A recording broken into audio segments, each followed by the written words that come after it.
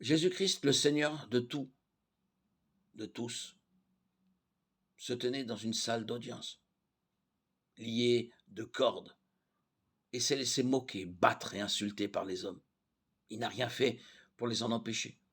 Il avait dit plutôt à ses disciples, pensez-vous que je ne puisse pas invoquer mon Père, qui m'enverrait aussitôt plus de 12 légions d'anges? Matthieu 26, 23.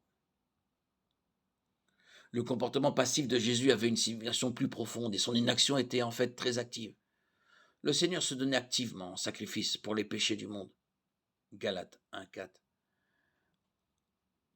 Il s'est donné lui-même pour nos péchés afin de nous arracher du présent siècle mauvais, selon la volonté de notre Dieu et Père.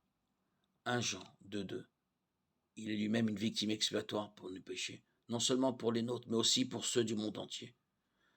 Se défendre ou riposter aurait été contrecarrer le plan de Dieu. Matthieu 26, 24. Le Fils de l'homme s'en va, selon ce qui est écrit de lui. Mais malheur à l'homme par qui le Fils de l'homme est livré. Mieux eût valu pour cet homme qu'il ne fût pas né.